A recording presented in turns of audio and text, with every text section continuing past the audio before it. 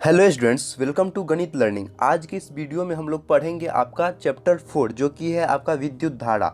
ये आपका class 10th का फिजिक्स हम लोग यहाँ पे आज स्टार्ट कर रहे हैं चैप्टर 4। और यहाँ पे सारा जो इसका इम्पोर्टेंट पॉइंट है, जितना भी डेरिवेशन है, सारा हम लोग यहाँ पे सॉल्व करेंगे और यहाँ समझाएंगे। तो देखिए, फर्स्ट है आपका यहाँ पे देखिए चैप्टर का क्या नाम है आपका विद्युत धारा, जिसको हम इंग्लिश में क्या बोलते हैं, इलेक्ट्रिक करंट।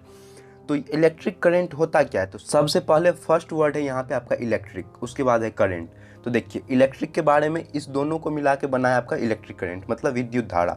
तो पहले समझ लीजिए धारा क्या होता है। धारा होता है कि आपका किसी भी चीज़ का धारा, मतलब किसी चीज़ को एक फ्लो में बहना, उसको क्या बोलते हैं हम, धारा बोलते हैं। मान के चलिए पानी को आप फेंक रहे हैं, तो ये क्या हो गया, पानी का धारा हो गया। इस तरीके से आप कोई भी चीज़ जो कि पेय पदार्थ या कुछ भी हो, एक फ्लो में आए, एक अचानक तरीके से आए और एक मात्रा में आए, तो उसको क्या बोलिएगा, आप धारा बोलिएगा। ये नहीं कि आप एक पानी का बूंद गिर गया तो वो धारा है, मतलब एक मतलब फ्लो में आना चाहिए वो चीज़, उसको हम लोग क्या बोलते हैं, धारा बोलते हैं। तो आप लोग धारा समझ गए। अब देखिए यहाँ पे है कि इलेक्ट्रिक करंट मतलब विद्युत धारा। फर्स्ट ये आपका चैप्टर का नाम है यहाँ पे।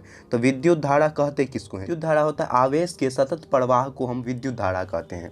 तो अब एक नया वर्ड इसके अंदर आया है आपका आवेश। तो आवेश क्या होता है? आवेश जो होता है उसका मान जो इलेक्ट्रॉन के बराबर होता है, मतलब ये इलेक्ट्रॉन है। तो इलेक्ट्रॉन का जो एक सतत प्रवाह होगा, मतलब इलेक्ट्रॉन का जो प्रवाह होगा, उसको क्या बोलिएगा, विद्युत धारा बोलिएगा। और विद्युत धारा का जो एसआई मात्रक होता है, जो आप लोग जो इसके बारे में 9th क्लास में भी पढ़े हुए हैं कि एसआई मात्रक क्या होता है, system international of D units इसको बोलते हैं इंग्लिश में।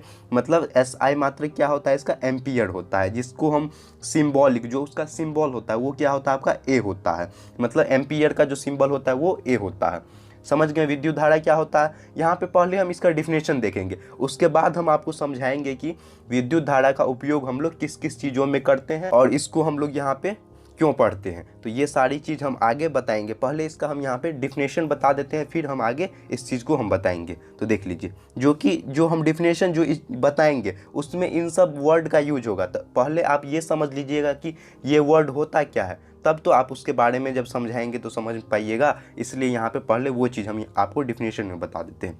अब देखिए, सेकंड है आपका विद्युत विभव। विद्युत विभव क्या होता है आपको, इसको इंग्लिश में बोलते हैं इलेक्ट्रिक पोटेंशियल। जब क्या होता है कि किसी बिंदु पर एक निश्चित आवेश के दबाव को विद्युत विभव करते हैं, मतलब एक पॉइंट पे होना चाहिए। उस पॉइंट पे क्या होगा, जो आवेश का जो दबाव होगा, मतलब जो है आपका इलेक्ट्रॉन का जो दबाव होगा, उसको क्या बोलिएगा, विद्युत विभव, मतलब इलेक्ट्रिक पोटेंशियल बोलेंगे। इसी को आप एक दूसरे वर्ड में भी लिख सकते हैं। यहाँ पे सेकंड डिफिनेशन है इसका, एकांक धनावेश को अनंत से किसी बिंदु पर लाने में संपादित कार्य को हम लोग विद्युत विभव कहते हैं। मतलब इन्फिनिटी से लेके किसी पॉइंट पे आप लाइएगा, मतलब एक पॉइंट पे, निश्चित पॉइंट पे, देखिए यहाँ पे दिया हुआ है, निश्चित पॉइंट पे जो लाइएगा उसी को क्या बोलिएगा आप, इलेक्ट्रिक पोटेंशियल। ये एक मतलब निश्चित पॉइंट होता है जो कि आपका इलेक्ट्रॉन के ऊपर दबाव लगाता है, मतलब पोटेंशियल लगाता है। और उसी के कारण जो फ्लो होता है आपका, मान के चलिए हम बताएं ना अभी कि इलेक्ट्रॉन का फ्लो होता है, तो फ्लो होगा तो पीछे से कोई धकेलेगा तब तो उसके अंदर वो फ्लो होगा। तो उस चीज़ को हम लोग क्या बोलते हैं, ये चीज़ अब हम आगे देखेंगे। तो देखिए, फर्स्ट है आपका, यहाँ तक समझ गए कि विद्युत विभव क्या होता है। अब देखिए, विद्युत विभव में जो होता है इसी को बोलते हैं विभव या विभवांतर, जिसका एसआई मात्रक क्या होता है, वोल्ट होता है। और इसको हम क्या बोलते हैं, वोल्ट मीटर से नापते हैं। जो वोल्टेज होगा उसको क्या चीज़ से नापिएगा, वोल्ट मीटर से नापिएगा, है ना। अगर विद्युत धारा को मापेंगे तो विद्युत धारा में क्या चीज़ हम मापते हैं, जो उसका है एम्पियर मापते हैं। तो एम्पियर को मापने के लिए हम क्या चीज़ का यूज करते हैं, एमीटर का यूज करते हैं। ये दोनों वर्ड आप लोग याद रखिएगा। ये दोनों आपका जो वर्ड है ये बहुत ही ज़्यादा इंपॉर्टेंट है। देखिए, वोल्ट मीटर और एमीटर। जो एमीटर क्या होता है और वोल्ट मीटर क्या होता है, ये चीज़ आप लोग यहाँ से जान लीजिए। देखिए, वोल्ट मीटर का उपयोग हम लोग करते हैं वोल्टेज को नापने के लिए, और जो विद्युत धारा होता है जिसमें कि हम लोग एम्पियर को मापते हैं उसमें एमीटर का यूज करते हैं। ये चीज़ आप यहाँ से समझ लीजिए।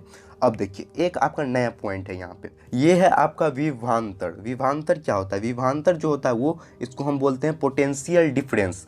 पोटेंशियल डिफरेंस अब क्या होता है, मतलब किसी चालक के दो सिरों पर, मान के चलिए यहाँ पे एक पॉइंट है, एक प्लस हो गया और एक माइनस वाला पॉइंट हो गया, किसी चालक के दोनों सिरों पर उपस्थित विद्युत विभव में जो अंतर होता है उसको हम लोग विभवांतर बोलते हैं। मतलब कि किसी दो बिंदु पे, मतलब देख लीजिए यहाँ पे, इस चीज़ को यहाँ पे समझाते हैं कि एक पॉइंट आपका ये हो गया और एक पॉइंट ये हो गया। तो ये क्या है, आपका दो बिंदु है और इस दोनों के बीच में जो इलेक्ट्रिक पोटेंशियल होगा जो हम पहले अभी बताए थे, उस दोनों के बीच का जो मतलब अंतर होगा, मतलब कुछ तो होगा, ये मान के चलिए 2 एम्पियर का, ये 3 एम्पियर का, तो दोनों के बीच में 1 एम्पियर का अंतर हो गया ना। तो इस दोनों के बीच में जो अंतर होगा उसी को हम लोग क्या बोलेंगे, हम पोटेंशियल डिफरेंस बोलेंगे। इसी को हम लोग जो हिंदी में बोलते हैं उसको विभवांतर बोलते हैं, या इसी को हम वोल्टेज भी बोलते हैं। समझ गए, वोल्टेज, विभवांतर या पोटेंशियल डिफरेंस, तीनों में से कुछ भी रहे तो समझ लीजिए कि तीनों का जो मतलब है वो सेम है।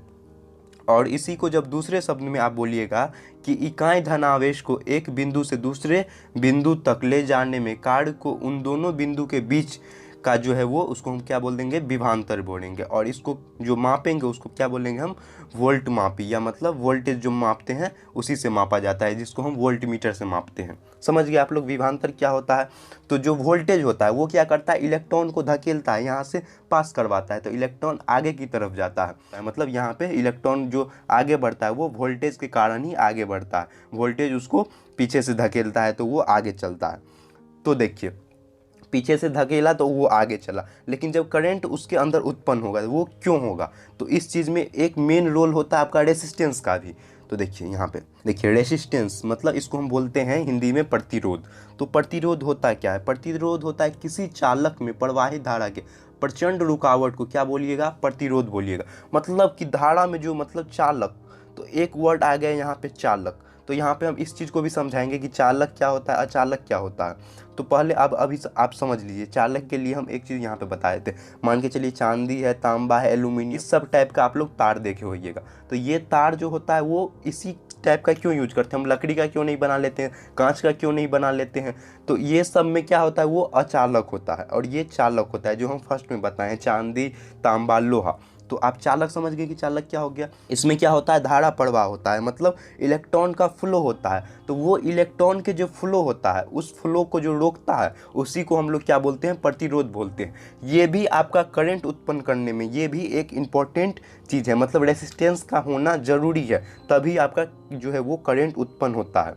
तो देखिए यहाँ पे क्या है, रुकता क्यों है। तो देखिए फर्स्ट में क्या हुआ, जब वोल्टेज मान के चलिए, यहाँ पे हम एक तार बना के दिखाते हैं।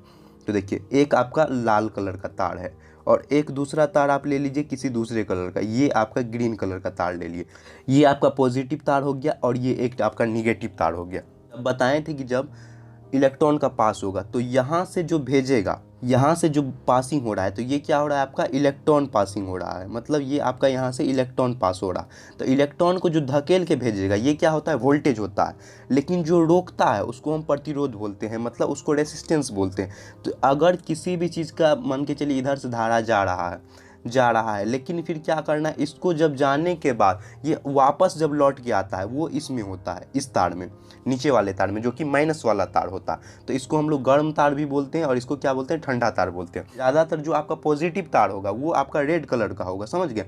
जो आपका पॉजिटिव तार होगा, जो गर्म तार होगा वो रेड कलर का होगा, लेकिन जो आपका निगेटिव तार होगा वो किसी भी कलर का, मतलब ग्रीन भी होता है, कहीं कहीं ब्लैक भी होता है। तो ये सब चीज़ आप लोग जो है वो तार देखे होइएगा, तो उसी में आप लोग को समझ सकते हैं। ये चीज़ जो तार होता है आपका वो इस तरीके का होता है। क्या करता है, भेजता है यहाँ से, तो वोल्टेज गया, लेकिन फिर जब उसको जब रोकता है, रेसिस्टेंस रोकता है, तो उस रोकने से क्या होता है, जब किसी भी चीज़ जा रहा है फिर बीच में रुकेगा तो उसमें क्या होगा, एक फ्लो से जा रहा है और उसी फ्लो को आप रोकिएगा तो क्या होगा, वहाँ पे करंट जनरेट होता है, समझ गए। करंट यहाँ पे उत्पन्न होता है, उसी को हम लोग क्या बोलते हैं, विद्युत धारा बोलते हैं। तो उसमें इस चीज़ों का होना ज़रूरी है, मतलब कि यहाँ पे क्या हो रहा है, ये भेज रहा है और यहाँ से क्या हो रहा है, ये वापस आ रहा है। अभी आप इस चीज़ को भी देख सकते हैं, यहाँ पे देखिए कि आप क्या कीजिए, सांस लेते हैं तो सांस लेते ही तो नहीं रहते हैं, सांस को छोड़ते भी हैं, लेते हैं, छोड़ते हैं, तब तो हम लोग का जो प्रोसेस है बॉडी का वो चलता है। इसी तरीके से यहाँ भी वो चीज़ अप्लाई होता है, वही लॉ यहाँ भी अप्लाई होता है। तो आप लोग यहाँ पे ये चीज़ समझ गए कि जो गर्म तार होता है, मतलब जो रेड वाला तार होता है, उससे क्या होता है, इलेक्ट्रॉन पास होता है। तो कभी कभी आप ये चीज़ भी देखे होइएगा कि जो पोल होता है हम लोग का, पोल जो होता है जहाँ पे कि कोई भी चिड़िया आके बैठती है, तो चिड़िया जब यहाँ पे बैठती है, आप समझ लीजिए यहाँ पे कि कोई चिड़िया बैठी है, कौवा या कुछ भी बैठी है, तो वो अगर यहाँ पे बैठी है तो फर्स्ट वाले तार पे जो रेड वाला तार है, यहाँ पे जो लाल तार है, इस पे बैठी है तो ये नहीं मरेगी क्योंकि यहाँ से इलेक्ट्रॉन जा रहा। लेकिन अगर गलती से भी इसका पंख जो है वो नीचे वाले तार में, मतलब जिधर से जो करंट है वो वापस आ रहा है, मतलब इधर से वापस आ रहा है, अगर नीचे वाले तार में इसका पंख थोड़ा भी अगर लगा तो क्या होगा, उसको करंट लग जाएगा, फिर वहाँ पे वो मर सकती है। लेकिन अगर ये ऊपर ही फर्स्ट वाले तार पे बैठी है तो इसको कोई करंट नहीं लगता है। तो इसी के कारण कभी कभी जो कौवा वगैरह मर जाता है वो इसी के कारण मरता है। लेकिन बाकी ऐसे अगर ऊपर बैठा हुआ है तो कोई दिक्कत नहीं है। इस चीज़ को हम लोग भी करके देख चुके हैं कि अगर हम लोग क्या करते हैं, जब आप देखते होइए कि इलेक्ट्रिक मिस्त्री आता है ठीक करने, तो वो क्या करता है, हाथ से ही सारे कुछ को ऐसे तोड़ देता है और उससे हाथ से लगा लेता है। लेकिन अगर ये चीज़ हम लोग जब करते हैं तो हम लोग क्या करते हैं, वो हाथ से करता है लेकिन फिर नीचे चप्पल पहने रहता है या कुर्सी पे खड़ा रहता है। तो वहाँ पे क्या हो रहा है, जब उसके बॉडी में तो आ रहा है करंट लेकिन उसको वो न्यूट्रल नहीं मिल रहा है, मतलब वो अर्थिंग नहीं मिल रहा है पास करने के लिए, इसीलिए वहाँ पे करंट नहीं हो रहा है। ये सब चीज़ थोड़ा सा हम यहाँ पे डीप चलेंगे, आप लोग को समझने में थोड़ा भी अगर परेशानी भी हुआ हो, समझने में थोड़ा सा भी दिक्कत हुआ हो, तो आगे जो हम बता रहे हैं अभी उसमें सारा कुछ अभी आप लोग का क्लियर हो जाएगा। इस चीज़ को हम आगे बहुत अच्छी तरीके से अभी एक एक पॉइंट यहाँ पे बताएंगे। यहाँ पे सिर्फ समझाने के लिए अभी हम थोड़ा सा बताए थे इसका, अभी अंदर जो आपको बताएंगे तो सारा कुछ अच्छे से यहाँ पे समझ में आ जाएगा। तो देखिए, जो आपका रेसिस्टेंस होता है, इसका जो एसआई मात्रक होता है, जो वो क्या होता है, ओम मीटर होता है। इसको क्या बोलते हैं, एसआई मात्रक, इसका ओम मीटर होता है। और जो इसका सिंबल होता है, जो इसका संकेत होता है, इसको क्या बोलते हैं, आर से हम लोग रिप्रेजेंट करते हैं, मतलब जो है उसको दिखाते हैं। तो देख लीजिए यहाँ पे एक इंपॉर्टेंट फॉर्मूला है जो कि क्या है, R equal to V by I, जिसमें आर क्या है आपका रेसिस्टेंस है, वी है वोल्टेज, आई है आपका इलेक्ट्रिसिटी करंट, मतलब आई का जो यूज करते हैं वो इलेक्ट्रिक करंट के लिए यूज करते हैं। तो रेसिस्टेंस को जो मापते हैं उसको हम ओम मीटर बोलते हैं, और जो वोल्टेज को नापते हैं उसको हम वोल्ट बोलते हैं, और इसमें जो करंट मापते हैं उसको हम एम्पियर बोलते हैं। तो ये तीनों बेसिक है और ये सब क्वेश्चन आपका 1 नंबर वाले में आता है। तो ये सब सारा आप लोग अच्छे से पढ़ लीजिए, क्योंकि 1 नंबर वाले में आएगा तो आप लोग को पूछ देगा कि करंट का किस चीज़ से, मतलब जो करंट का जो एसआई मात्रक है वो क्या है, तो एम्पियर है। इसी में पूछ देगा कि करंट को किस चीज़ से मापा जाता है, मतलब किस चीज़ से हम इसको नापते हैं। तो उसमें क्या हो जाएगा, जब वोल्टेज नापिएगा तो आप बोल दीजिएगा वोल्ट मीटर है, करंट को मापना है तो मतलब इसको हम एमीटर बोल देंगे। देखिए यहाँ पे एक इम्पॉर्टेंट लॉ है जो कि है आपका ओम के नियम। यहाँ पे कुछ लॉ था जो कि आपका इलेक्ट्रिक करंट के लिए दिया गया। देखिए ओम्स लॉ, जो ओम्स जो एक यहाँ पे जो फिजिक्स के जो ग्रीक साइंटिस्ट थे उन्होंने बताया कि जो है वो करंट का जो फॉर्मूला यहाँ पे दिए थे, जो कि आपका था V equal to I R के फॉर्म में। तो यहाँ पे इसका डिफिनेशन देख लीजिए। डिफिनेशन में है आपका कि अचर ताप पर किसी चालक में प्रवाहित धारा चालक के दो सिरों के बीच के विभवांतर के समानुपाती होते हैं। समानुपाती मतलब उसका इन्वर्सली प्रोपोर्शनल होगा। तो इसका जो फॉर्मूला वो उन्होंने दिया था वो लिखे थे V equal to I R, मतलब V हो पोटेंशियल डिफरेंस या वोल्टेज के लिए यूज करते हैं, और I यूज करते हैं करंट के लिए, और R यूज करते हैं हम लोग रेसिस्टेंस के लिए। तो यहाँ पे जो करंट और आपका रेसिस्टेंस जो उसको गुना कीजिएगा आप, तो वहाँ से आपको मिलेगा पोटेंशियल डिफरेंस मिलेगा, जिसको हम लोग बोलते हैं विभवांतर बोलते हैं, इसी को हम लोग वोल्टेज बोलते हैं। तो उन्होंने इसी के में फॉर्मूला दिया था और बताया था कि यहाँ पे कि जब किसी चालक में प्रवाहित धारा के दो सिरों के बीच के विभवांतर के क्या होगा, समानुपाती होगा। अचर ताप पर किसी चालक में प्रवाहित धारा के चालक के दो सिरों के बीच के विभवांतर के समानुपाती होता है। समझ गए कि V equal to I R के फॉर्म में था, मतलब विभवांतर इक्वल टू प्रतिरोध गुणे धारा, ये चीज़ समझ गए। और यहाँ पे जो ओम्स लॉ है इसका हम अभी डेरिवेशन भी सॉल्व करेंगे, तो वहाँ पे हम समझाएंगे कि आप लोग को कि इसका लॉ जो है वो किस तरीके से आया था। तो आप लोग अभी जो है वो, अगर ये आपका 2 नंबर का या 1 नंबर का क्वेश्चन आता है तो आप लोग इतना लिख दीजिएगा तो आप लोग का काम हो जाएगा। ये बेसिक है, और आगे हम अभी उसका डेरिवेशन बताते हैं जो कि आपका लॉन्ग आंसर क्वेश्चन में आता है। तो देख लीजिए यहाँ पे मेन है, यहाँ पे एक लॉ और यहाँ पे आ गया जो कि है आपका फ्लेमिंग्स का बाम हस्त नियम, मतलब फ्लेमिंग्स लेफ्ट हैंड रूल। देखिए एक जो फ्लेमिंग जो आपका फिजिसिस्ट थे उन्होंने बताया कि यदि बाएं हाथ की तर्जनी, माध्यमा एवं अंगूठे को इस प्रकार फैलाया जाए कि एक दूसरे के लंबवत, और जो कि आपका परपेंडिकुलर हो, लंबवत हो, मतलब उसका एंगल जो उसके बीच का हो वो कितना हो, 90 डिग्री का हो। मतलब जो लंबवत है यहाँ पे दिया हुआ है ना, एक दूसरे के लंबवत, लंबवत का मतलब क्या मतलब होता है कि तीनों के बीच में जो परपेंडिकुलर डिस्टेंस हो, मतलब 90 डिग्री का डिस्टेंस हो।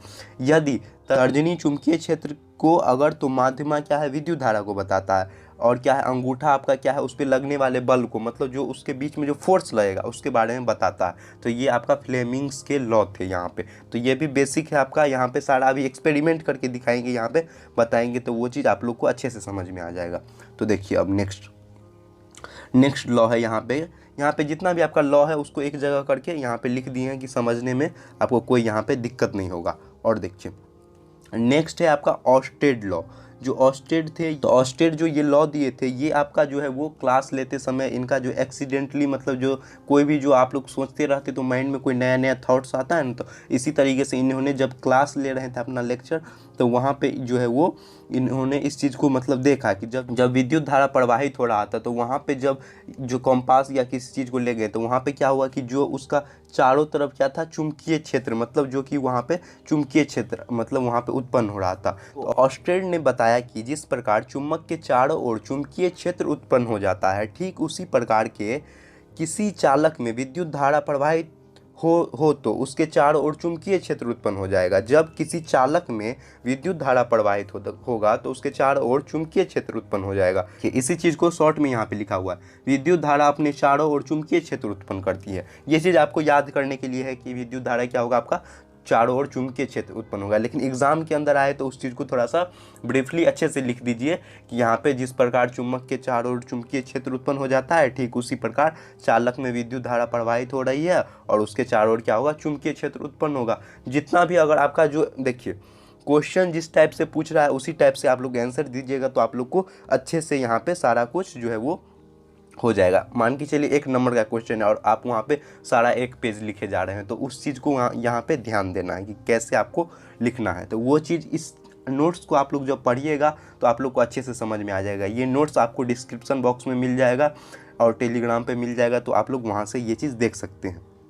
अब देखिए नेक्स्ट टॉपिक पे जाते हैं कि आप लोग समझ गए ऑस्टेड का जो बेसिक लॉ है ये क्या बोलता है कि विद्युत धारा अपने चारों ओर चुंबकीय क्षेत्र उत्पन्न करता है। अब देखिए नेक्स्ट है यहाँ पे चुंबकीय प्रेरण सिद्धांत। जो आपका मैग्नेटिक का जो है वो यहाँ पे एक लॉ था, वो था कि यदि चुंबकीय क्षेत्र में विद्युत धारा प्रवाहित की जाए तो उस क्षेत्र में चुंबकीय प्रेरण बल उत्पन्न होगा। इसको हम बोलते हैं चुंबकीय प्रेरण सिद्धांत। अभी हम बताएंगे अच्छे से, यहाँ पे पहले देख लीजिए। ये है आपका चुंबकीय क्षेत्र में, जब आपका चुंबकीय क्षेत्र होगा मैग्नेटिक फील्ड, उस फील्ड में क्या होगा, विद्युत धारा प्रवाहित होगा तो उसके चारों ओर चुंबकीय प्रेरण बल लगेगा, मतलब वो फोर्स लगेगा।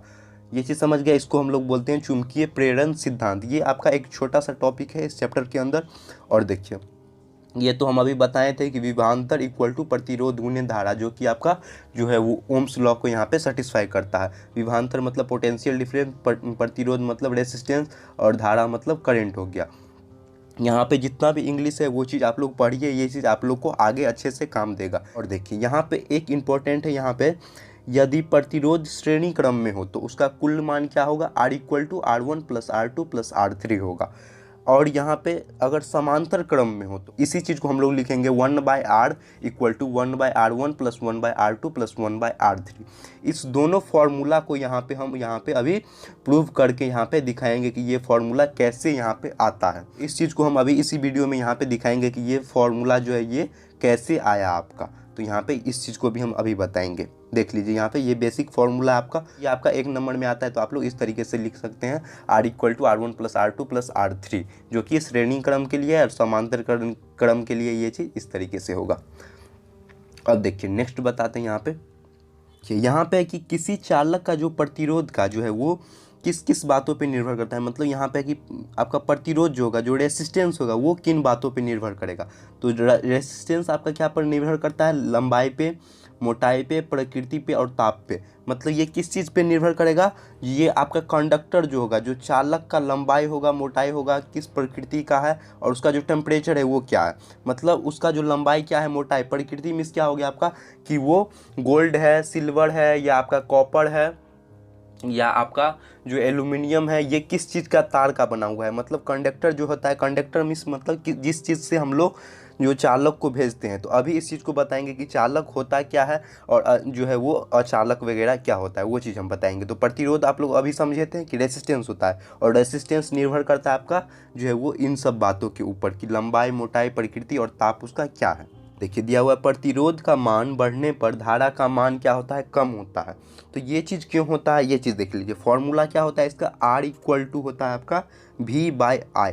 R इक्वल टू क्या होता है, V/I होता है। आप लोग जानते हैं यहाँ पे R रेसिस्टेंस है, V वोल्टेज है और I करंट है। तो क्या बोला यहाँ पे, जो धारा का मान बढ़ने से प्रतिरोध का मान कम होता है। तो I मतलब करंट है। जब करंट बढ़ेगा तो आप लोग जानते हैं कि बट्टा के नीचे कुछ भी आता है तो वो अगर बढ़ेगा तो वो क्या होगा, जो यहाँ पे जो रेसिस्टेंस का मान है वो घटेगा। अगर मान के चलिए यहाँ पे करंट को हम डाल दिए, इन्फिनिटी डाल दिए, मतलब कि अनंत पे ले जाएंगे, करंट का खूब स्पीड कर दिए ज़्यादा, तो यहाँ पे क्या होगा, वोल्टेज का जो है वो जीरो हो जाएगा, ऊपर जीरो हो जाएगा। तो ये आपका जो रेसिस्टेंस है, जो आपका प्रतिरोध है, वो इसका वैल्यू भी क्या हो जाएगा, जीरो के बराबर हो जाएगा। यही चीज़ यहाँ पे लिखा हुआ है कि प्रतिरोध का मान बढ़ने से धारा का मान क्या होता है, कम हो जाता है। मतलब अगर हम करंट को जो करंट का वैल्यू है वो अगर हम बहुत ज़्यादा कर देंगे तो रेसिस्टेंस आपका ज़ीरो हो जाएगा, मतलब कि आपका इसको यहाँ पे रेसिस्टेंस होगा ही नहीं। लेकिन करंट का मान इन्फिनिटी पे जाना चाहिए, मतलब अनंत पे जाना चाहिए।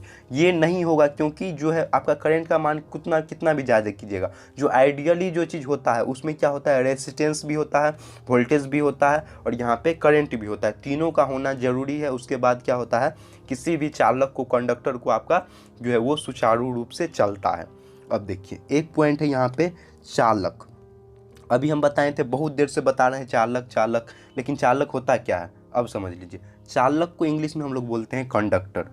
ये होता है कि जिस पदार्थ से विद्युत धारा प्रवाहित की जा सकती है उसको हम लोग क्या बोलते हैं, चालक बोलते हैं। विद्युत धारा प्रवाहित होता है आपका तांबा से होता है, एल्यूमिनियम से होता है, जस्ता से होता है, सोना से, चांदी से और इत्यादि इसी टाइप का आपका जो पदार्थ होगा जहाँ से विद्युत धारा प्रवाहित कर सकते हैं। तो यहाँ पे आपका ये एग्जाम्पल दे दिए हैं समझने के लिए यहाँ पे। अब देख लीजिए, इसी में है आपका कुचालक। तो कुचालक क्या होता है, इसको इंग्लिश में बोलते हैं बैड कंडक्टर, और इसको बोलते हैं जिस पदार्थ से विद्युत धारा प्रवाहित नहीं की जा सकती है उसको हम लोग कुचालक बोलते हैं। इसका एग्जाम्पल हो गया लकड़ी, कांच, फाइबर, प्लास्टिक इत्यादि। तो यहाँ पे जो भी आपका ग्लव्स वगैरह बनता है वो प्लास्टिक फाइबर वगैरह का बना रहता है, या आपका जो है वो इस मटेरियल का बना रहता है जहाँ पे वो बैड कंडक्टर हो। तो वही ग्लव्स लगा के जो आपके जो मिस्त्री आते हैं वो सारा कुछ ठीक करके जाते हैं, तो उसके लिए हम लोग बैड कंडक्टर का यूज करते हैं। तो यहाँ पे जितना भी चीज़ है उसका अपना अपना एक यूज है। अब देखिए, एक होता है अर्धचालक जिसको हम लोग बोलते हैं सेमीकंडक्टर। इसके बारे में आप लोग क्लास 12th में अच्छे से पढ़िएगा। 10th में जो है आपको यहाँ पे बेसिक है तो वो चीज़ हम यहाँ पे समझा देते हैं। इसमें होता है कि जिससे होकर कम मात्रा में विद्युत धारा प्रवाहित हो सकती है, अर्थात जिसमें ताप बढ़ने पर विद्युत धारा का मान शून्य हो जाता है। मतलब टेम्परेचर बढ़ेगा तो उसका वैल्यू जो है वो ज़ीरो पे आ जाएगा, मतलब नहीं होगा कुछ। लेकिन जब उसमें टेम्परेचर जो है वो मेंटेन रहेगा तो वहाँ पे कुछ मात्रा में जो है आपका करंट का फ्लो होगा। तो जो यहाँ पे सेमीकंडक्टर है वो होता क्या है, मतलब अर्धचालक होता क्या। तो अर्धचालक होता है कि आपका जिससे होकर कम मात्रा में विद्युत धारा प्रवाहित हो सकते, मतलब कि अर्थात जिसमें पदार्थ का जो है वो ताप बढ़ने पर जो प्रतिरोध का मान, जो आपका रेसिस्टेंस का वैल्यू होगा वो क्या होगा, ज़ीरो हो जाएगा जब ताप उसका बढ़ेगा। मतलब उसमें रेसिस्टेंस ज़ीरो हो जाएगा तो वहाँ पे थोड़ा थोड़ा आपका करंट का फ्लो होगा। तो ये आपका किस टाइप का मटेरियल होगा, मतलब ये होगा आपका silicon, germanium, boron, gallium, arsenic, इस टाइप का जो भी आएगा वो आपका अर्धचालक होता है, वो आपका सेमीकंडक्टर होता है। तो इसका भी यूजेज होता है। इसका यूज होता है आपका जो सोलर प्लेट आप लोग देखे होइएगा कि जिसमें आप लोग सनलाइट से, जो सूर्य की रोशनी से आप लोग क्या करते हैं, बल्ब जलाते हैं, पंखा चलाते हैं या कुछ भी करते हैं। तो वो उसके पावर के ऊपर डिपेंड करता है कि आपका सोलर पैनल जो है वो, जो आपका प्लेट है वो किस टाइप का है। तो सोलर प्लेट में आप देखे होइएगा कि एक काला कलर का होता है और एक उजला कलर का होता है बना हुआ, वहाँ पे रेखा रेखा टाइप का। वो क्या होता है, जो काला होता है वो बोरॉन होता है और जो उजला होता है वो सिलिकॉन होता है। तो आप लोग समझ गए कि सोलर प्लेट पे काला और उजला धागा वो किस लिए बना होता है, जो उजला है वो सिलिकॉन का बना है और जो काला वाला भाग है वो बोरॉन का बना है, जिससे से वो वहाँ पे सूर्य की रोशनी से जाने पे वो वहाँ पे चार्जिंग देता है। और आप लोग का जो है वो सेमीकंडक्टर का भी यूज आप लोग जो है वो कंडक्टर के रूप में गर्मी के दिनों में भी या कभी भी जो है वो सोलर प्लेट को चार्ज करके आप लोग यूज करते हैं। समझ गए, सेमीकंडक्टर का भी अपना एक उपयोग है। तो ये तीनों जो यहाँ पे बताएं अभी, चालक, कुचालक और अर्धचालक तीनों यहाँ पे आपका इंपॉर्टेंट है। तो इसको आप लोग याद कर लीजिए, बेसिक से समझ लीजिए और याद कर लीजिए, क्योंकि याद करना यहाँ पे कोई ज़रूरी नहीं है। आप लोग को यहाँ पे जो चीज़ समझाएं वो चीज़ समझ लीजिए, याद करने का यहाँ पे एक भी पॉइंट आपको ज़रूरी नहीं होगा। अब देखिए नेक्स्ट बताते हैं। यहाँ पे भी हम बताए थे सोलर पैनल के बारे में बात किए थे। तो इसमें जब सोलर प्लेट होता है तो जो उससे आप यूज कीजिएगा, यूज करते हैं तो हम लोग क्या करते हैं, बैटरी का यूज करते हैं, उसमें सेल का यूज करते हैं, मतलब जिस टाइप का आपका डिमांड है उस टाइप का यूज करते हैं तो वो चीज़ आपका चलता है। तो देखिए इसमें जो सेल है, मतलब सेल क्या होता है ये चीज़ हम अभी बताएंगे। सेल आप लोग बहुत बार सुने होइएगा बचपन से कि जो इसका सेल ख़त्म हो गया है उस चीज़ को चेंज करवाना है। तो सेल होता क्या है, तो सेल एक ऐसी युक्ति है, मतलब एक ऐसा आपका डिवाइस है जो अपने अंदर रासायनिक अभिक्रिया मतलब केमिकल रिएक्शन के द्वारा क्या होगा, दोनों इलेक्ट्रोडों के बीच विभवांतर बनाए रखता है। मतलब दोनों जो इलेक्ट्रोड होता है, मतलब पॉजिटिव निगेटिव जो आपका इलेक्ट्रोड होता है, जिसको हम लोग आप बचपन में भी पढ़े होइएगा कि जो इलेक्ट्रोड जो होता है वो दो प्रकार का होता है। प्रकार का एक आपका धनात्मक और एक ऋणात्मक टाइप का होता है। तो दोनों इलेक्ट्रोड के बीच के विभवांतर बनाए रखता है। तो यहाँ पे क्या होता है, फिर उसी चीज़ को हम लोग क्या करते हैं, जो केमिकल रिएक्शन के बाद उसी चीज़ को हम लोग क्या करते हैं, पावर में जो है वो कन्वर्ट करके फिर हम लोग उसका यूज कर लेते हैं। तो सेल समझ गए कि सेल क्या होता है, उसके अंदर रासायनिक अभिक्रिया होता है जिससे सेल दोनों इलेक्ट्रोडों के बीच विभवांतर बनाए रखता है। मतलब वहाँ पे जो है पोटेंशियल डिफरेंस वो चीज़ मेंटेन रहता है। सेल जो कि छोटा सा होता है जिसका हम लोग यूज करते हैं ज़्यादातर, कि आप लोग घड़ी देखे होइएगा, मतलब घड़ी के अंदर जब वहाँ पे लगा रहता है जो छोटा सा लगा रहता है वो होता है आपका सेल होता है। और इसी का बड़ा रूप हो जाता है एक, मतलब जब सेल को मिला देते हैं, सेल को एक मतलब समूह हो जाएगा। यहाँ पे देख लीजिए बैटरी में क्या होता है, सेलों के सामूहिक व्यवस्था को ही बैटरी कहा जाता है। सेल को जो ही आप मिला दीजिएगा, एक मतलब पॉजिटिव है तो एक साइड पॉजिटिव करके और एक साइड निगेटिव करके, ये एक सामूहिक मतलब एक स्ट्रक्चरड वे में उसको बैठाया जाता है। उसी को हम लोग बोलते हैं बैटरी बोलते हैं, जो कि आपका सेल का जो है ये बड़ा रूप है, मतलब ये है आपका सामूहिक रूप है। सामूहिक रूप है, इसी को हम लोग क्या बोलते हैं, बैटरी बोलते हैं। समझ गए सेल और बैटरी के में डिफरेंस। आज से अगर आपको कोई सेल पूछे क्या होता है और बैटरी पूछे क्या होता है तो दोनों अलग चीज़ होता है। सेल एक ऐसा चीज़ होता है जो कि आपका छोटे छोटे डिवाइस में, घड़ी में या कहीं में छोटा सा यूज करते हैं हम लोग। लेकिन बैटरी का यूज, जो बैटरी का जिस टाइप का पावर है उस टाइप का वो सेल का जो है वो बड़ा रूप होता है। उसमें क्या होता है, जो सेल ही का जो रासायनिक अभिक्रिया होता है उसमें वो हम एक बड़े लेवल पे करते हैं, मतलब अच्छे लेवल पे, जितना डिमांड हो आपका उस हिसाब से वो चीज़ होता है। तो उसी हिसाब से जो बैटरी का पावर डिपेंड करता है कि बैटरी के अंदर कितना वहाँ पे जो है वो चार्ज का फ्लो होगा वहाँ पे। समझ गए सेल और बैटरी में अंतर। अब देखिए नेक्स्ट बताते हैं। यहाँ पे कि यहाँ पे एक पॉइंट है, यहाँ पे आपका BOT, जिसको क्या बोलते हैं, बोर्ड ऑफ ट्रेड यूनिट। मतलब ये क्या होता है आपका, ये एक आपका इस टाइप का यूनिट होता है जिससे हम लोग मेज़र करते हैं, वो चीज़ को मेज़र करते हैं, मतलब मापते हैं, जो कि आपका घर के अंदर कितना बिजली खपत हुआ है। आप लोग बाइक चलाते होइएगा, मोटरसाइकिल, उसमें क्या होता है कि आप लोग देखते हैं कि जितना भी आप चलाए हैं तो उसमें जो है आपका वो गाड़ी कितना यूज किया है, कितना यूनिट तक वो चला है, उस चीज़ को नापने के लिए हम लोग यूज करते हैं बोर्ड ऑफ ट्रेड यूनिट, जिसको हम लोग शॉर्टकट में बोलते हैं BOT। ये क्या करता है, आपका जितना भी आप यूज किए हैं उस खपत को, यहाँ पे उस एनर्जी को क्या करता है, मापता है कि वो चीज़ होता क्या है। तो ये देख लीजिए यहाँ पे आपका लिखा हुआ है लैंग्वेज में, ये चीज़ आप लोग देख सकते हैं। अब देख लीजिए इसका यूनिट हम बताते हैं।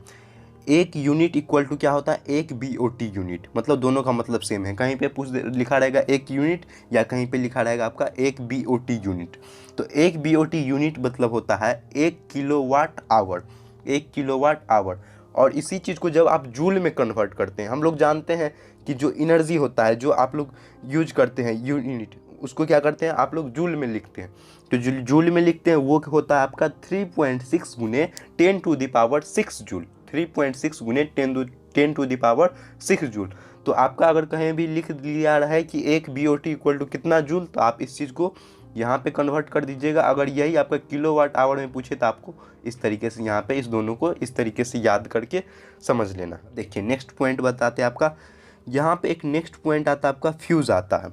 यहाँ पे जितना भी हम लोग बिजली का सारा यूज करते हैं यहाँ पे सारा इस वीडियो के अंदर अभी कवर करेंगे, लेकिन एक एक पॉइंट करके करेंगे। देखिए यहाँ पे जो है आपका फ्यूज़ है, तो फ्यूज़ जो है आप लोग देखे होइएगा कि घर में बहुत सारे बच्चे इसका जो है वो घर में समझ गए होंगे कि ये चीज़ फ्यूज़ है। बहुत बार सुने होंगे कि ये चीज़ घर में फ्यूज़ लगा हुआ है, या ये चीज़ सुने होइएगा कि फ्यूज़ उड़ गया। मतलब ये क्या होता है फ्यूज़? तो देखिए फ्यूज़ जो होता है आपका, फ्यूज होता है कि फ्यूज एक प्रकार की ऐसी युक्ति है, मतलब ये आपका एक डिवाइस है, एक डिवाइस है जिसका उपयोग हम लोग करते हैं परिपथ में। जो आपका सर्किट होता है उसमें धारा बंद करने के लिए उपयोग में लिया जाता है। जो आप लोग अगर घर में कोई चीज़ ख़राब हो गया उसको ठीक करना है, तो आप करंट जब वहाँ से फ्लो हो रहा है तो वहाँ पे आप लोग ठीक नहीं कर सकते हैं। तो वहाँ पे क्या करते हैं हम लोग, बोलते हैं कि फ्यूज़ जाके निकाल दो, फिर हम लोग उसको वहाँ पे ठीक कर लेते हैं। समझ गए फ्यूज का बेसिक? यहाँ पे जो भी आपका लैंग्वेज में लिखा है इसको सिर्फ आपको समझ लेना है, और अपने लैंग्वेज में एग्ज़ाम में आए जो भी माइंड में समझ गए हैं उसको अपने लैंग्वेज में एक अच्छे तरीके से लिख देना है। तो यहाँ पे सिर्फ आपको समझना है सारा कुछ, ये नहीं देखिए कि इतना लिखा हुआ है ये चीज़ हम कैसे जो है वो याद करेंगे। याद नहीं करना है, एक भी पॉइंट यहाँ पे याद नहीं करना है, सारा यहाँ पे आप समझिएगा अच्छे से। ये होता है कि आपका परिपथ में आपको क्या करते हैं, धारा को बंद करने में हम लोग इसका यूज करते हैं। और ये होता है आपका, यह कांच की बनी, या कहीं कहीं आपका कांच का बना होता है, या आपका ये चीनी मिट्टी का बना होता है। दोनों में से किसी भी चीज़ का बना होता है, या तो चीनी मिट्टी या कांच का बना होता है। और ये होता है आपका एक तरीके के प्लास्टिक का भी बना होता है। ये 3 गो मटेरियल का, आपका कांच का रहेगा, जो चीनी मिट्टी या प्लास्टिक का रहेगा। और इसमें अभी जो है मार्केट में अलग अलग टाइप का भी आ गया है। तो फ्यूज आपका जो है वो इस टाइप का रहता है जिससे आपको वहाँ पे कोई भी जो अचालक के रूप में रहता है, जो कि आपका वहाँ से करंट का जो फ्लो नहीं होगा, आप आराम से वहाँ से निकाल सकते हैं हाथ से ही, जो नंगे हाथ में, मतलब हाथ में ग्लव्स वगैरह कुछ लगाने का ज़रूरी नहीं है। समझ गए? और ये क्या होता है आपका, इसमें शीशा, लेड और क्या है, मिश्रित धातु तार की बनी होती है, जो है ये इस टाइप का बनता है। तो इसको जो बनाते हैं, तो फ्यूज जो बनता है, जो इसके अंदर एलिमेंट यूज किया जाता है वो क्या होता है आपका, जो शीशा और टीन की जो है वो मिश्रित धातु के तार का बना होता है। तो ये आपका तार का बना होता है जो शीशा और टीन का बना होता है। तो जो इसमें शीशा टीन होता है, कहीं कहीं कॉपर होता है, जिंक और सिल्वर, इस सब चीज़ों को मिलाकर हम लोग क्या करते हैं, इस चीज़ों को बनाते हैं। तो इसमें जब करंट का फ्लो होगा तो इसमें 10 एम्पियर का जो होता है, हम लोग जो कि घर में यूज करते हैं ज़्यादातर, जो कि 10 एम्पियर का होता है। और इसमें लेड और टीन का, ये दोनों का यूज होता है। तो लेड इसमें होता है कितना परसेंट, ये हम देखिए बता देते हैं। जो यहाँ पे लेड होता है, जो आपका यहाँ पे आप लोग जानते होइएगा जिसको बोलते हैं शीशा, यहाँ पे दे दिए हम शीशा, और यहाँ पे टीन दे दिए। तो जो आपका यहाँ पे देख लीजिए, ये शीशा होता है, ये होता है आपका 37%, और जो आपका टीन होता है वो होता है 63%।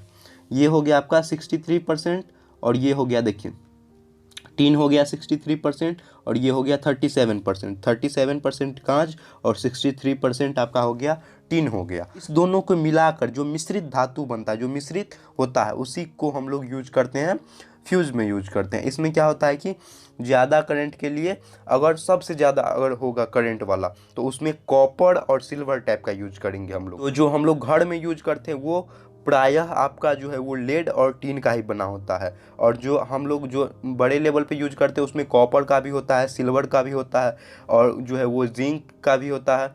तो ये आपका जो डिमांड जैसा है उस हिसाब से आपका फ्यूज़ बनता है। लेकिन हम लोग यहाँ पे वो फ्यूज़ देखेंगे जो कि हम लोग घर के अंदर यूज करते हैं। तो घर के अंदर जो यूज करते हैं उसमें क्या होता है आपका, जो है वो लेड का और टीन का बना होता है। समझ गए बेसिक इतना तक? और देखिए इसमें जो होता है इसकी प्रतिरोधकता, जो इसका रेसिस्टिविटी होता है, जो इसका रेसिस्टिविटी होता है, जो इसका रेसिस्टेंस होता है वो क्या होता है, गलनांक अधिक। जो इसका रेसिस्टिविटी होता है वो अधिक होता है, और गलनांक जो है वो उसका जो मेल्टिंग जो होता है वो उसका कम होता है। समझ गए? जो इसका जो रेसिस्टिविटी ज़्यादा होता है, लेकिन जो वो उसका गलने का जो क्षमता होता है वो कम होता है।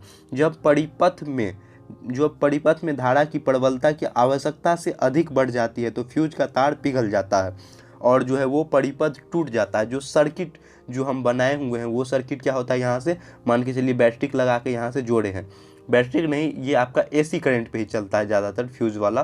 तो फ्यूज़ लगाए हुए, तो यहाँ पे जब फ्लो हो रहा है, जब अचानक से जब ज़्यादा जो तेज़ में यहाँ से आएगा तो क्या होगा, ये चीज़ सर्किट यहाँ से टूट जाएगा, मतलब ये तार पिघल जाएगा।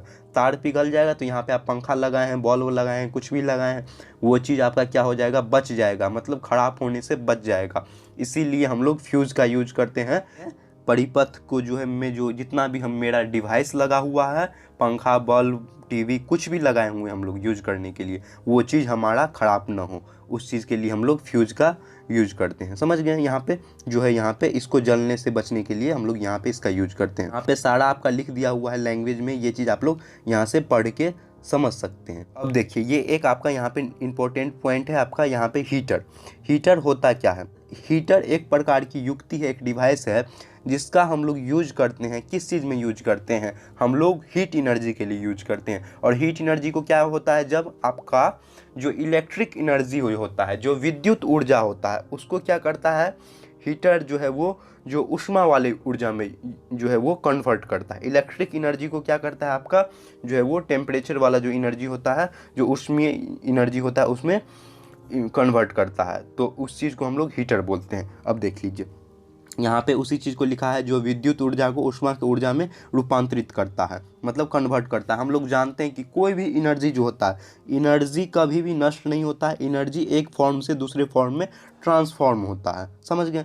तो यहाँ पे ये चीज़ समझ लीजिए कि यहाँ पे क्या हो रहा है, विद्युत ऊर्जा को हम लोग ऊष्मीय ऊर्जा में कन्वर्ट कर रहे हैं। यहाँ पे एनर्जी ख़त्म नहीं हो रहा है, यहाँ पे एनर्जी जो है उसका फ्लो दूसरे फॉर्म में ट्रांसफॉर्म हो रहा है।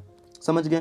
अब देखिए, हीटर क्या होता है, हीटर बना किस चीज़ से होता है? तो हीटर जो बना होता है आपका, वो नाइक्रोम के तार से बना होता है। और नाइक्रोम एक ऐसा मतलब जो है वो मिश्रित धातु है, जो कि आपका निकेल 80% और क्रोमियम 20% होता है उसके अंदर। और नाइक्रोम एक ऐसा मतलब वो मिश्रित धातु का जो है वो निकेल और क्रोमियम से मिलके बनता है। उसमें क्या होता है कि जब ये आप यहाँ से जो करंट फ्लो करवाइएगा और यहाँ से जब रेसिस्टेंस इसको रोकेगा, तो ये क्या करेगा, आपका हीट एनर्जी उत्पन्न करेगा। हम बताए थे वोल्टेज क्या करता है, वोल्टेज आपका जो है वो करंट को फ्लो करवाता है, लेकिन रेसिस्टेंस आपका रोकता है।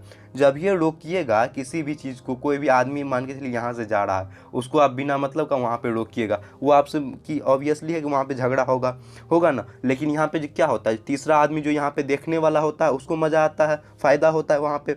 तो ये चीज़ समझ लीजिए कि आप अगर कहीं किसी से झगड़ा कर रहे हैं, तो यहाँ पे जो तीसरा आदमी आपका देख रहा है, उसको वहाँ पे अच्छा लग रहा है, तो यहाँ पे फ़ायदा क्या कर लेते हैं, फ़ायदा हम लोग उसका उठा लेते हैं, नाइक्रोम का। ये निकेल और क्रोमियम से बना है, और ये क्या करता है, हीट एनर्जी में उत्पन्न करता है। तो हम लोग को पता है कि यहाँ से हीट आएगा, तो हम लोग इसका यूज़ खाना बनाने में कर लेते हैं, या किसी भी चीज़ में कर लेते हैं जहाँ पे हम लोग को ऊष्मा का यूज हो। समझ गए? तो इसलिए कभी भी जो है आपको जो है वो जो निकेल होता है और जो क्रोमियम होता है, इस दोनों को मिला के नाइक्रोम बनता है। और उस नाइक्रोम को हम लोग जो है वो उसका जो तार बना लेते हैं, इस टाइप से तार बना लेते हैं, और यहाँ पे कुंडली की तरह यहाँ पे लगा देते हैं, और यहाँ से हम लोग करंट पास करवाएंगे, तो ये क्या होगा, गर्म होगा, और इसमें हम लोग का फ़ायदा होगा। यहाँ पे क्या हो गया, वोल्टेज इसको भेजा है, रेसिस्टेंस रोका है, और इससे ये गर्म हो गया है। और ये चीज़ बना किस चीज़ का होता है, ये देखिए, ज़्यादातर जैसे चीनी मिट्टी के आधार पर फैली रहती है, यह विभिन्न आकार की क्षमता वाली होती है, अपना डिज़ाइन होता है इसका। इसके कुंडली में विद्युत धारा प्रवाहित की जाती है।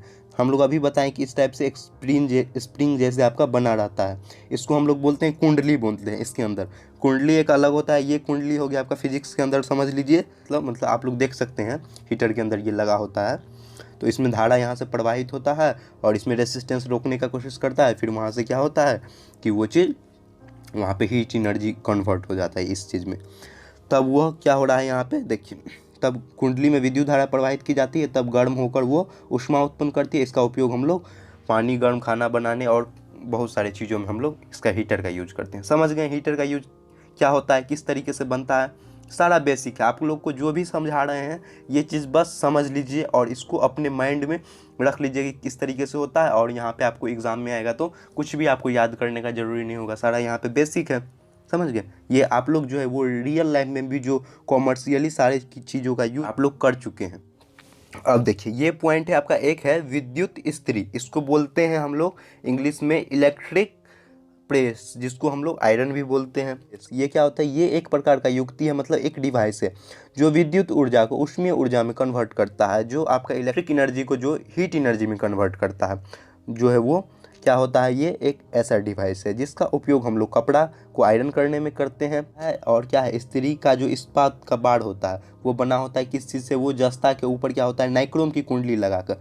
जो आपका जिंक जो जस्ता होता है उसमें क्या होता है, नाइक्रोम की जो कुंडली होती है, जो आपका जो नाइक्रोम क्या हो गया, जो कि निकेल और क्रोमियम से बना होता है, उस पर क्या होता है, जस्ता लगा के उसको जो है वो उस टाइप का कुंडली उसमें बना होता है, जो इसलिए हम उसका यूज क्या करते हैं, जो है वो इलेक्ट्रिक इस्त्री में करते हैं। तो इलेक्ट्रिक जो आपका प्रेस होता है उसके नीचे वाले भाग में क्या होता है, समतल और चिकना होता है, और यहाँ से धारा प्रवाहित करने में नाइक्रोम का तार गर्म हो जाता है और वहाँ से जो है वो ऊष्मा उत्पन्न होता है। तो आप लोग समझ गए कि इलेक्ट्रिक प्रेस क्या होता है।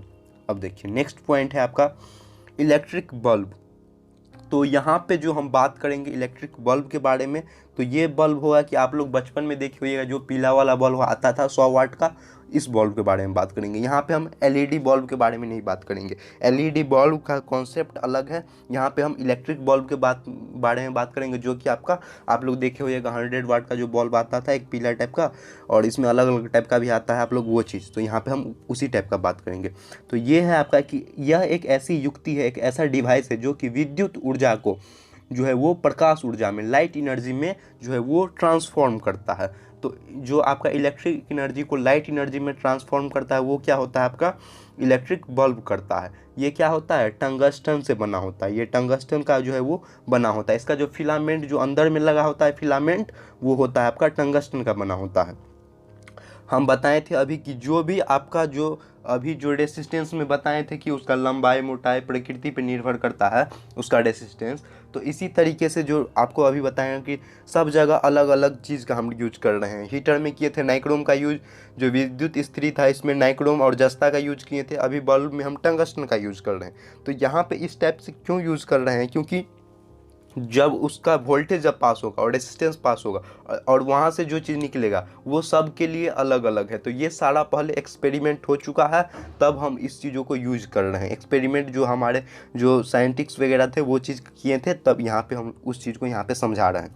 अब देखिए यहाँ पे क्या है, टंगस्टन का फिलामेंट इसका बना होता है, जो मोटे आधारों तारों का जो धातु के रूप में 2 स्पर्श स्टैंडों से जुड़ा होता है। फिलामेंट कांच में बंद रहता है और बल्ब के अंदर निम्न दाब पर नाइट्रोजन और आर्गन निष्क्रिय गैस, जो कि आपका जो नोबल गैस होता है, जो निष्क्रिय गैस होता है, उसका यूज हम लोग मिश्रित बनाकर करते हैं, जो कि जो बल्ब को टूटने नहीं देता है। बल्ब मतलब जब ज़्यादा गर्म हो जाएगा तो हो सकता है टूट जाए, इसलिए उसके अंदर हम लोग नाइट्रोजन और आर्गन का जो है वो जो है आपका नोबल गैस जो है वो यूज करते हैं। टन का जो गलनांक होता है ये 3400 डिग्री सेल्सियस पे होता है। 3400 डिग्री सेल्सियस पे क्या होता है, उसका गलनांक होता है। और इसका जो प्रतिरोधकता होता है, जो रेसिस्टिविटी होता है, वो कम होता है। और विद्युत धारा का जो प्रवाहित होता है गर्म होता है, जिससे क्या होता है वहाँ पे ऊष्मा ऊर्जा प्रकाश ऊर्जा में कन्वर्ट हो जाती है। आई होप कि आप लोग को इलेक्ट्रिक बल्ब का जो भी कंसेप्ट है वो समझ में आ गया। यहाँ पे हम लिख दिए हैं, इसको आप लोग जो है वो अच्छे से पढ़ के समझ लीजिए क्या है। नेक्स्ट कॉन्सेप्ट बताते हैं अब यहाँ पे। अब देखिए ये है आपका डेरिवेशन, जो कि आपका बहुत ही ज़्यादा इम्पोर्टेंट है, और ये जो है आपका अलग अलग एग्ज़ाम में जो है वो अलग अलग टाइप से पूछ देता है। कभी इसका फॉर्मूला पूछ देगा, कभी बोलेगा इसका डेरिवेशन बताओ, तो वो है वो आपका किस तरीके से होगा।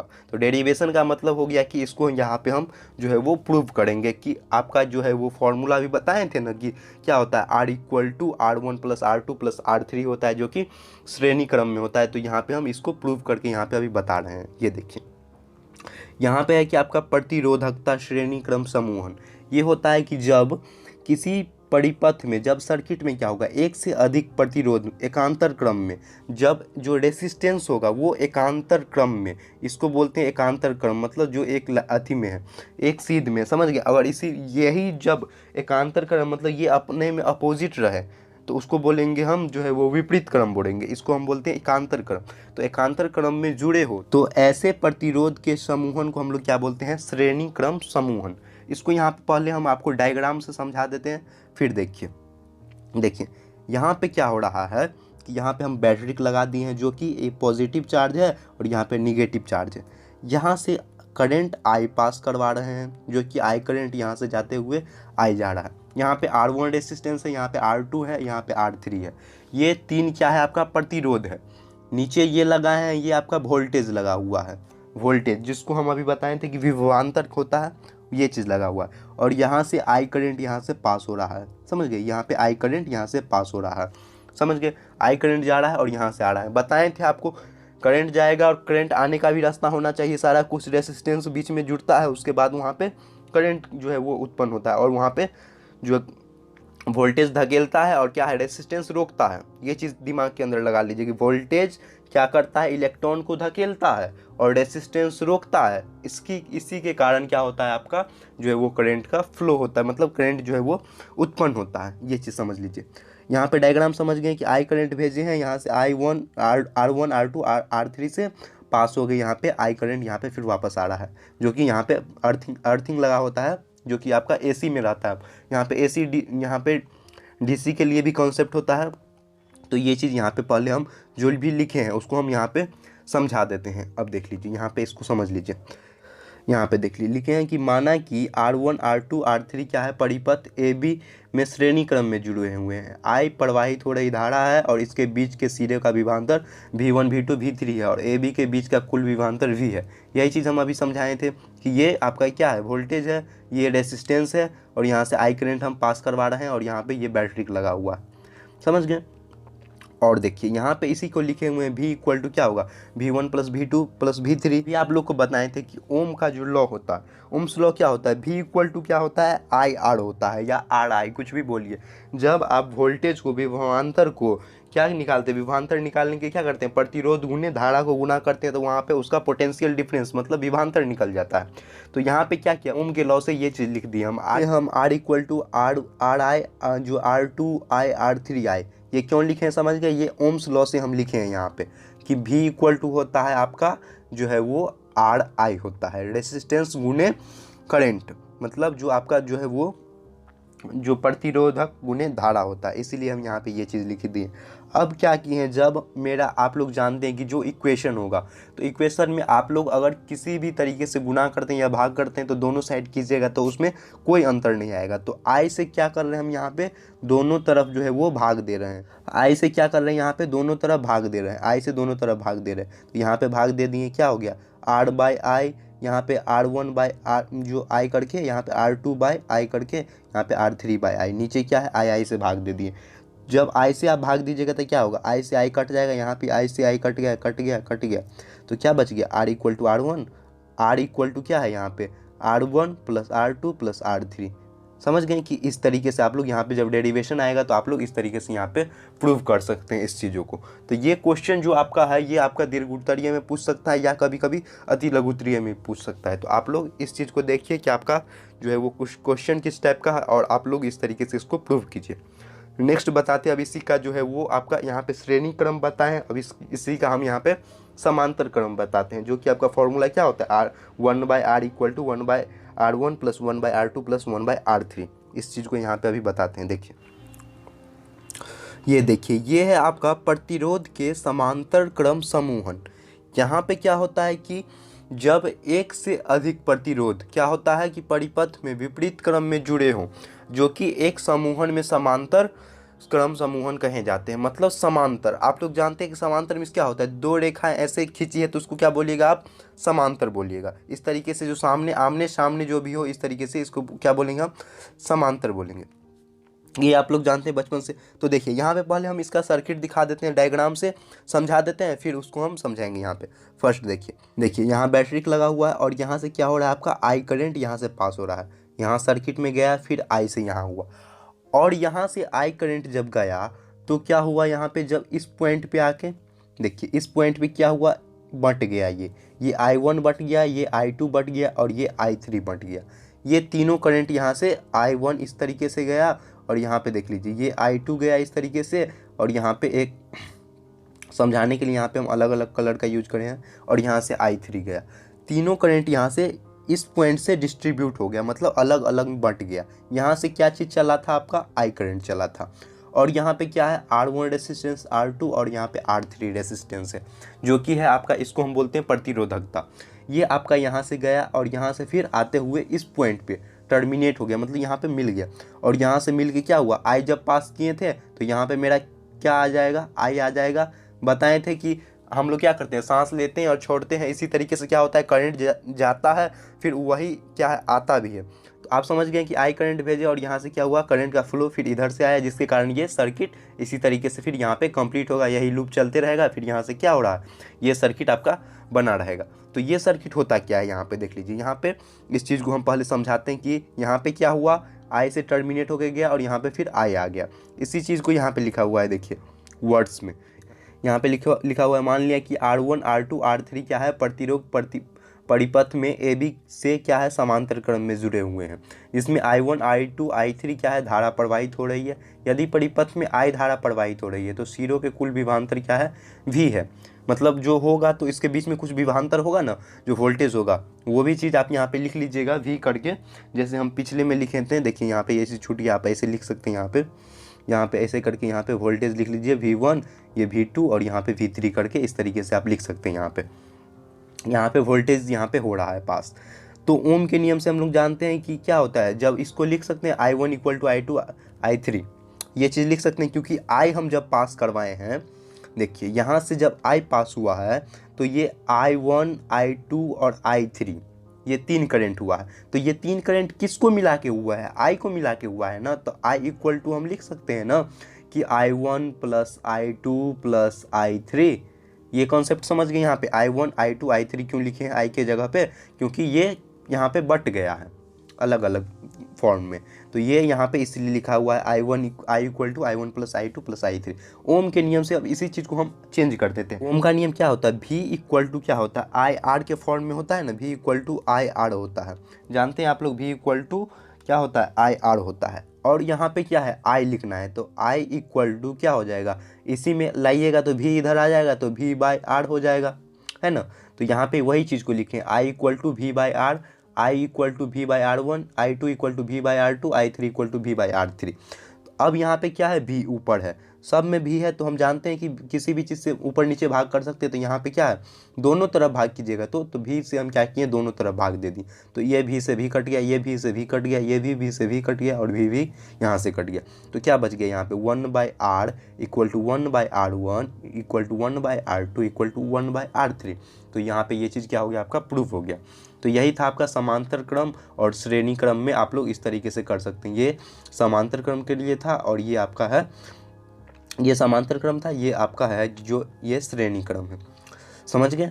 अब देखिए नेक्स्ट बताते हैं आपका डेरिवेशन। ये है आपका ओम के नियम। हम बताए थे शुरू में ही कि हम यहाँ पे क्या करेंगे, उसको प्रूव करेंगे। तो वीडियो थोड़ा सा लंबा हो गया है, लेकिन आप लोग सारा एक ही जगह आपको मिल जाएगा, इसलिए कोई भी दिक्कत नहीं है, यहाँ पे सारा कुछ समझ लीजिए। ये देखिए, ओम के नियम लिखें एवं सत्यापन करें। इसी चीज़ को अलग अलग फॉर्म में रहेगा आपका क्वेश्चन, लेकिन मतलब सारा का सेम है। मतलब नियम लिख के जो है वो ग्राफ द्वारा रिप्रेजेंट करें या सर्किट द्वारा उसको समझाएं, सत्यापन करें, तो वो चीज़ आपका समझ लीजिए कि सारा एक ही है। तो लैंग्वेज सिर्फ पकड़ना रहता है यहाँ पे। तो ओम का नियम पहले देख लीजिए। ओम के लॉ क्या होता है, अचर ताप पर किसी चालक में प्रवाही धारा चालक के दो सिरों के बीच के विभवांतर के क्या होता है, समानुपाती होता है। जब क्या होता है कि फॉर्मूला हम बताए थे कि क्या होता है, V = क्या होता है, RI रेसिस्टेंस गुने करंट। ये आपका ओम के नियम में क्या हो रहा है, इसका क्या है, यहाँ पे समानुपाती है। किस चीज़ का समानुपाती है, तो विभवांतर के समानुपाती है, जो क्या है यहाँ पे वोल्टेज के लिए हम लोग लिए हैं। समझ गए। अब देखिए यहाँ पे इसी चीज़ का डायग्राम है। यहाँ पे क्या है, बताए थे बैटरी सेल क्या होता है। तो यहाँ पे देखिए, एक बैटरी है, दो बैटरी है, तीन बैटरी है, मतलब 3 सेल में इस तरीके से डिस्ट्रीब्यूटेड है। मतलब यहाँ पे मान लीजिए कि ये समूहन है, मतलब ये बैटरी है। तो यहाँ पे ये आपका बैटरी लगा हुआ है, यहाँ से हम आई करंट भेज रहे हैं, यहाँ पे अमीटर लगा दिए हैं, क्योंकि यहाँ पे हमको करंट नापना भी तो है। तो यहाँ पे अमीटर लगा हुआ है ना, जिसको हम ए से रिप्रेजेंट कर दिए हैं। और यहाँ से आपका ये आपका रेसिस्टेंस है R ले लीजिए, और यहाँ से करंट फिर फ्लो होकर इधर आ रहा है। ये डायग्राम हम बना दिए यहाँ पे सर्किट के लिए। और यहाँ पे देख लीजिए, ये आपका ग्राफ बना हुआ है। ये अगर ग्राफ अलग से पूछे तो ग्राफ आप लोग इस तरीके से यहाँ पे जो देखिए ब्लू बॉक्स के अंदर लिखा हुआ है, ये आपका ग्राफ है। तो ये ग्राफ में क्या हो रहा है आपका, ये Y एक्सिस है और ये X एक्सिस है। मतलब यहाँ पे X जो है वो निर्देशांक, ये Y निर्देशांक है। यहाँ पे विभवांतर के लिए हम लिखे हैं V लिखे हैं, और I किस चीज़ के लिए है, करंट के लिए लिखे। तो इस दोनों में जब यहाँ से जब हो रहा है तो दोनों इस तरीके से यहाँ पे देख लीजिए इक्वली यहाँ पे जो है वो ग्राफ खींचा गया है और एक निश्चित अनुपात में है। जैसे दोनों का जो अनुपात देख लीजिए, आपको देखने से लग रहा है ना यहाँ पे कि दोनों का जो ये इसमें अनुपात दिया हुआ है इस पॉइंट पे, तो ये क्या है, एक निश्चित अनुपात में यहाँ पे हो रहा है और यहाँ पे ये सर्किट बनाया हुआ है। तो इस दोनों डायग्राम को अभी यहाँ पे हम लैंग्वेज के लिए हम एक्सप्लेन करेंगे। आप समझ लीजिए कि ये निश्चित अनुपात में बना है और यहाँ पे हम जो है वो करंट पास करवाते हैं, तो यहाँ पे इस तरीके का डायग्राम बना हुआ है। अब देख लीजिए, इसको सत्यापन करने के लिए आप लिख सकते हैं कि यहाँ पे इसको सत्यापन करने के लिए एक वोल्ट मीटर तथा एक अमीटर लिया जाता है। वोल्ट मीटर को समांतर क्रम में तथा एमीटर को श्रेणी क्रम में जोड़ा जाता है। देखिए वोल्ट मीटर को हम यहाँ पे जोड़े हुए हैं, देखिए वोल्ट मीटर को यहाँ जोड़े हैं और यहाँ पे आमीटर जोड़े हुए हैं। इसलिए जोड़े हैं क्योंकि हमको क्या करना है, जो करंट कितना फ्लो हो रहा है वहाँ पे और कितना वोल्टेज फ्लो हो रहा है, समझ गए, वो दोनों चीज़ हमको यहाँ पे फाइंड करना है। तो हम लोग यहाँ पे वोल्ट मीटर को क्या किए हैं, समांतर क्रम में जोड़ दिए हैं और एमीटर को श्रेणी क्रम में जोड़ दिए हैं। परिपथ में 1 2 3 ए क्या है, जो है वो सेल जोड़कर स्थिति में विभवांतर एवं परिपथ में एमीटर से धारा की मान की गणना की जाती है। यदि विभवांतर की मान क्या है, दुगनी की जाए, मतलब जो V का वैल्यू है वो आप दोगुना कीजिएगा तो धारा की मान भी क्या हो जाएगा, दोगुना हो जाएगा। इसलिए हो जाएगा क्योंकि वो उसके समानुपाती है। यहाँ देख लीजिए लिखा हुआ है I = V के बराबर, तो क्या है, ये आपका इसका समानुपाती है, मतलब इन्वर्सली प्रोपोर्शनल है। ये यहाँ पे क्या होगा, धारा का मान जब जो विभवांतर का मान दुगनी कीजिएगा तो धारा का मान भी क्या हो जाएगा, दुगनी हो जाएगा। यदि विभवांतर एवं धारा के बीच ग्राफ खींचा गया है तो दोनों एक निश्चित अनुपात में होता है। यदि विभवांतर V है और I क्या है, धारा का मान है। इस चीज़ को आप यहाँ से देख सकते हैं। दोनों यहाँ पे क्या किए हैं, हम I को और V को यहाँ पे लिखे हैं और दोनों क्या है यहाँ पे निश्चित अनुपात में है। I और V में जो निश्चित अनुपात में क्यों है, क्योंकि जो आप फॉर्मूला जानते हैं क्या होता है, फॉर्मूला जो होता है इसका देख लीजिए, जो फॉर्मूला होता है ये दोनों निश्चित अनुपात में इसलिए है क्योंकि इसका फॉर्मूला होता है I is inversely proportional to V, मतलब जो I है वो यहाँ पे इसके समानुपाती है। इसी चीज़ को इन्वर्सली हटाते हैं तो I = I भी लिखते हैं, है ना, I R लिखते हैं क्योंकि R क्या हो गया आपका, इसका रेसिस्टेंस का काम करता है जो कि नियतांक होता है। यहाँ पे इस चीज़ को देखिए, यहाँ पे लिख दिए हम I is inversely proportional to V, मतलब यहाँ पे क्या है, इसके समानुपाती है। जब प्रोपोर्शनैलिटी को हटाइएगा, जब आप जो है वो समानुपाती को हटाइएगा तो वहाँ पे एक नियतांक लिया जाता है। आप लोग 9th क्लास से ये चीज़ जानते हैं। तो ये क्या होता है, I = क्या होगा, I/R होता है, I/R होता है। तो यहाँ पे देखिए I = क्या हो गया आपका, जो है वो I/R हो गया। यहाँ पे I किस लिए है, आपका धारा का मान के लिए ही, जहाँ R का नियतांक जिसे प्रतिरोध कहा जाता है। तो आप देख लीजिए, फिर इसी को जब चेंज कीजिए यहाँ पे तो I = क्या होगा, V/R होगा, क्योंकि क्या है, V प्रवाही धारा का मान I हो तो यहाँ पे क्या होगा, इसका नियतांक जो I की जगह पर आप यहाँ पे V लिख सकते हैं। तो I = V/R हो गया। और यहाँ पे हम लोग बचपन से जानते हैं क्रॉस मल्टीप्लिकेशन, तो यहाँ पे क्रॉस मल्टीप्लिकेशन किए हैं तो V = क्या हो गया आपका, RI हो गया। तो ये आपका यहाँ पे सत्यापन हो गया, यही आपका ओम का नियम है। तो इस चीज़ को यहाँ पे आप लोग समझ लीजिए। तो आज के इस वीडियो में हम लोग जो है इस चैप्टर का जितना भी बेसिक कॉन्सेप्ट था वो चीज़ यहाँ पे हम लोग विद्युत धारा जो भी आपका चैप्टर था इसका सारा बेसिक कॉन्सेप्ट यहाँ पे समझा दिए हैं।